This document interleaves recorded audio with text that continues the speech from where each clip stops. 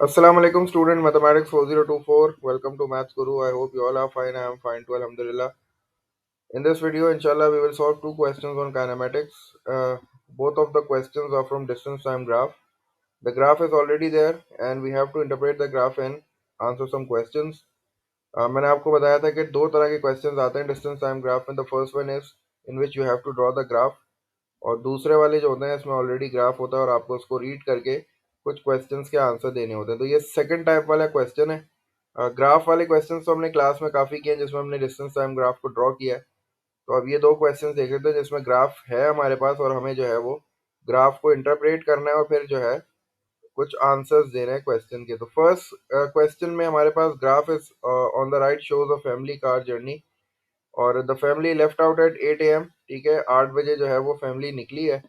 अच्छा, अब x axis पे हमारे पास टाइम है और टाइम जो है वो एक बॉक्स नहीं है, दो बॉक्सेस जो है वो 0.5 के बराबर है. तो वन बॉक्स जो है फिर वो कितना हो जाएगा, तो ये इसका आधा हो जाएगा. तो ये 0.25 के बराबर हो जाएगा. इसको आप बिल्कुल प्रोपोर्शन से भी कर सकते हो कि टू बॉक्सेस 0.5 के बराबर है तो वन कितने के बराबर होगा. डायरेक्ट प्रोपोर्शन है तो ये डायरेक्ट प्रोपोर्शन से हो सकता है. ठीक है, तो ये वो मेथड भी याद रखना है, या मैंने जो क्लास में मेथड बताया था कि भाई दोनों का डिफरेंस ले लो रीडिंग्स का और उनको डिवाइड कर दो नंबर ऑफ मार्किंग से. तो उससे भी जो है ना वो स्केल आप रीड कर सकते हो. लेकिन ज़्यादा बेटर तरीका यही है क्योंकि आपको डायरेक्ट प्रोपोर्शन बड़ी अच्छी तरीके से आता है, तो आप डायरेक्ट प्रोपोर्शन के साथ ही कर लो कि आप ये बता दो कि भाई वन और टू, तो टू बॉक्सेस जो है वो 0.5 के बराबर है तो वन बॉक्स कितने के बराबर होगा. तो डायरेक्ट प्रोपोर्शन के थ्रू क्रॉस मल्टीप्लाई करके जो है वो आप इसकी वैल्यू निकाल सकते हो. स्केल पढ़ना बड़ा इंपॉर्टेंट है क्योंकि फिर रीडिंग जो है वो गलत हो जाएंगी. अगर आपको नहीं पता कि एक स्मॉल बॉक्स कितने के बराबर है तो फिर आप ये रीड आउट कैसे करोगे कि क्या वैल्यू आ रही है. तो यहाँ देख लो 0 से 10 है और फिर जाहिर सी बात है ये आसान है तो ये 5 हो गया. इसका मतलब है वन बॉक्स इक्वल्स टू 5 है. तो स्केल पहले आपने पढ़ लिया, लेवल्स आपने देख लिए. अब ये देखते हैं कि हमसे पूछ क्या रहे हैं. हमसे कह रहा है कि how far had the family travelled when they stopped. अब आपको पता है कि भाई ये डिस्टेंस टाइम ग्राफ है. इसमें स्टॉप का मतलब होता है हॉरिजॉन्टल लाइन. मतलब ये जो लाइन यहाँ नजर आ रही है इसका मतलब है कि वो स्टॉप हो गए क्योंकि ये हॉरिजॉन्टल लाइन है. यहाँ डिस्टेंस कांस्टेंट है. ठीक है, और जब हॉरिजॉन्टल लाइन होती है तो ग्रेडियंट जीरो होता है. ग्रेडियंट जीरो का मतलब है स्पीड जीरो हो गई और स्पीड जीरो का मतलब है कि वो रुक गए. तो ये आपसे कह रहा है कि भाई how far had they travel, कितना दूर वो जा चुके थे जब वो रुके. तो अब आप ये देख सकते हो कि वो यहाँ रुके हैं, इसका मतलब है 50. तो हमारे पास जो ए पार्ट का आंसर आ गया ये हमारे पास 50 माइल्स आ गया. तो मैंने ए पार्ट का आंसर जो है वो 50 माइल्स लिख दिया. एक मार्क का ये क्वेश्चन है और सिर्फ आपको रीड आउट करना है और ये रीड आउट उसी वक्त होगा जब आपको ग्राफ समझ में आएगा. अब उसने ये नहीं कहा कि भाई कौन से पॉइंट पे, उसने बस ये बोला कि जब वो रुके. तो जब वो रुके का मतलब है आपको पता है, आपको जो है वो डिस्टेंस टाइम ग्राफ में देखना है कहाँ हॉरिजॉन्टल लाइन आ रही है. तो यहाँ हॉरिजॉन्टल लाइन आ रही है, इसका मतलब है कि 1 घंटे के बाद वो रुके हैं. ठीक है, जब उन्होंने 8 बजे अपनी ट्रैवलिंग स्टार्ट करी है तो 1 घंटे बाद वो रुके हैं और वो 50 माइल्स जो है उस वक्त तक डिस्टेंस ट्रेवल कर चुके थे. तो फर्स्ट पार्ट का आंसर ये आ गया. उसके बाद ये कह रहा है how long did the family stay at there destination before setting of home. अब देखो फिर उसने यही बात करी. सेटिंग ऑफ होम का हमें कैसे पता चलेगा कि भाई कैसे जो है वो, क्योंकि यहाँ तो जो है वो कहीं भी नहीं बताया उसने कि सेटिंग ऑफ होम. लेकिन जब तुम इंटरप्रिटेशन में जाओगे तुम्हें पता है कि जब डिस्टेंस टाइम ग्राफ में लाइन जो है वो नीचे की तरफ आती है, स्लोप उसका डाउनवर्ड होता है, तो इसका मतलब होता है कि वो ओरिजिनल पोजीशन की तरफ रिटर्न कर रहे हैं, मतलब अपने होम की तरफ रिटर्न कर रहे हैं. तो ये वाला जो फेज है यहाँ से लेके यहाँ तक ये होम रिटर्निंग का है समझो. और यहाँ से यहाँ तक का जो फेज है ये बेसिकली उनके डेस्टिनेशन का है. तो उनकी डेस्टिनेशन जो है वो 50 माइल्स के डिस्टेंस पे थी. ये बेसिकली उनकी डेस्टिनेशन है और ये हमसे पूछ रहा है कि डेस्टिनेशन में कितनी देर रुके हैं. तो 1 बजे जो है वो डेस्टिनेशन पे पहुंच गए थे और 1 बजे से लेके जो है वो 2 बजे तक रुके हैं. तो इसका मतलब है कि सिर्फ 1 घंटा उन्होंने अपनी डेस्टिनेशन पे रुके हैं. तो हमने यहाँ जो है वो 1 आवर लिख दिया. और फिर पार्ट सी पे चलते हैं जल्दी से, क्योंकि 1 बजे वो पहुंच गए थे और 2 बजे वो अपने घर को निकल गए. फिर वो कह रहा है कि what time did they start the journey back home. ठीक है, अब वो कह रहे हैं कि जब वापसी का सफर उन्होंने कितने बजे शुरू किया. तो अब ये बेसिकली तो ये तो आवर्स है ना. स्टार्टिंग टाइम तो हमें पता है 8 बजे. तो इन्होंने जो है वो 8 बजे अगर ये निकले हैं तो ये 8 बजे के बाद 9 o'clock, सो जो है 1 घंटे बाद अपनी डेस्टिनेशन पे पहुंच गए.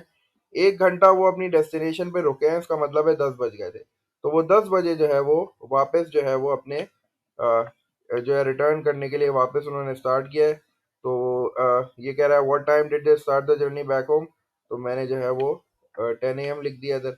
ठीक है, आप 2 आवर्स नहीं लिख सकते क्योंकि इसने वो उसने कहा व्हाट टाइम, तो आपको एग्जैक्ट टाइम बताना पड़ेगा। तो आपने जो है वो 10 AM लिख दिया क्योंकि वो 8 AM उन्होंने अपनी जर्नी स्टार्ट करी थी। 1 आवर के बाद वो अपनी डेस्टिनेशन पे पहुंच गए। 1 घंटा वो अपनी डेस्टिनेशन पे उन्होंने वेट किया है और उसके बाद वो रिटर्न हो गए। तो पार्ट सी भी हो गया। और पार्ट सी का सेकंड पार्ट भी है, ज़रा देख लेते हैं पार्ट सी के सेकंड पार्ट में क्या करना है।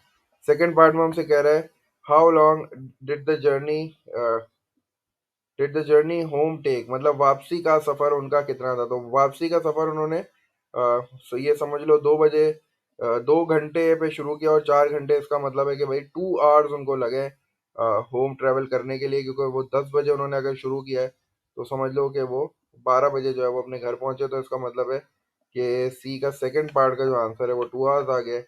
तो ये जो है बड़ा आसान सा क्वेश्चन है जिसमें you just have to read the graph, आपको सिर्फ ग्राफ को रीड आउट करना था और आपको अपने आंसर्स देने थे। तो उसके लिए ज़रूरी है कि तुम्हें ग्राफ जो है वो समझ में आए। ये ग्राफ में जो लाइंस हैं ये ऊपर जा रही है, ये हॉरिजॉन्टल है, ये नीचे आ रही है, इसका मतलब अगर आपको नहीं समझ में आएगा तो आप ये नहीं कर सकते। ठीक है, तो नेक्स्ट क्वेश्चन में चलते हैं जल्दी से। नेक्स्ट क्वेश्चन में हमसे कह रहा है the graph shows Gill's journey to work, his journey consisted of 2 stages of travelling. अब यहाँ नज़र भी आ रहा है कि ट्रैवलिंग के 2 स्टेजेस हैं। एक तो 7 बजे उसने अपनी ट्रैवलिंग स्टार्ट करी है और 7:30 तक उसने ट्रैवल किया, उसके बाद उसने स्टे किया है आधा घंटा 8 बजे तक, फिर उसने दोबारा ट्रेवल किया और फिर दोबारा जो है उसने थोड़ा का स्टे किया है कहीं ना। तो ये 2 स्टेजेस है और ये कह रहे हैं separated by break of 30 minutes, तो वो नज़र भी आ रहा है कि 30 मिनट्स का ब्रेक था। उसके बाद कह रहा है without carrying out any calculation state which of the journeys 2 stages was at a higher speed, तो एक्सप्लेन योर आंसर। तो इसको थोड़ा सा एक्सप्लेन कर देना है, कैलकुलेशन नहीं करनी है। आपको पता है स्पीड का क्या मतलब होता है, अगर स्पीड कम होगी तो वो कम डिस्टेंस कवर करेगा टाइम में, एक स्पेसिफिक टाइम में। लेकिन अगर स्पीड ज़्यादा होगी तो उसी स्पेसिफिक टाइम में वो ज़्यादा डिस्टेंस कवर कर लेगा। तो अब ये देखो कि बस जो फर्स्ट स्टेज है उसमें 30 मिनट्स में उसने 2 किलोमीटर्स जो है वो डिस्टेंस जो है वो कवर किया है।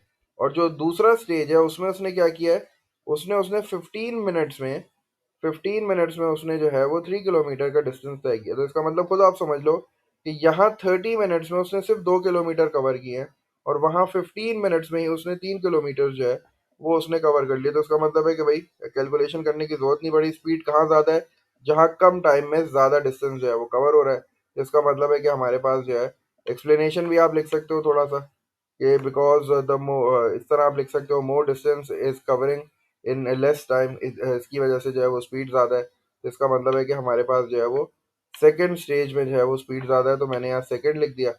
और फिर आप जो है वो पूरी एक्सप्लेनेशन इसके आगे लिख सकते हो। उसके बाद कह रहा है how far did he travel in the first stage, first stage में उसने कहाँ तक ट्रैवल किया, उसने फर्स्ट स्टेज में 2 किलोमीटर ट्रैवल किया। तो इसका आंसर 2 किलोमीटर आ गया। 2 किलोमीटर का मतलब कुछ समझ में आ रहा है, वो आगे और बता रहा है कि इन द फर्स्ट 30 मिनट्स, तो फर्स्ट 30 मिनट्स में आपके पास 2 किलोमीटर हो गया। तो ये आपने 2 किलोमीटर लिख दिया। उसके बाद वो आपसे कह रहा है सेकंड पार्ट में what was the speed in kilometre per hour for the first stage, first stage के लिए जो है वो स्पीड बतानी है। तो उसकी कैलकुलेशन करनी पड़ेगी। स्पीड हमें पता है डिस्टेंस अपॉन टाइम होता है और डिस्टेंस तो हमारे पास 2 किलोमीटर है, लेकिन टाइम उसने बोला है कि you have to give your speed in kilometre per hour. तो इसका मतलब है कि हमें टाइम को जो है वो आवर में चेंज करना पड़ेगा। तो ये हाफ हो जाएगा क्योंकि 30 मिनट्स है। तो 30 मिनट्स को जब आप आवर्स में कन्वर्ट करोगे तो you have to divided by 60। तो 30/60 हो जाएगा। 30/60 का मतलब है 1/2। तो 1/2 आवर हो गया, ये 0.5 भी लिख सकते हो, आपकी मर्जी है। तो दिस इज हाफ आवर। अब हमें पता है डिस्टेंस कितना है, हमारे पास डिस्टेंस है 2 किलोमीटर्स और इसको हमें डिवाइड करना है हाफ से, तो मैंने उसको ऐसे लिख दिया। और जब आप इस डिवाइड के साइन को कन्वर्ट करोगे मल्टीप्लिकेशन में तो ये 2 ऊपर चला जाएगा और आपके पास जो आंसर आ जाएगा दैट विल बी 4 किलोमीटर्स पर आवर। तो पहले स्टेज पे जो स्पीड है वो 4 किलोमीटर्स पर आवर है।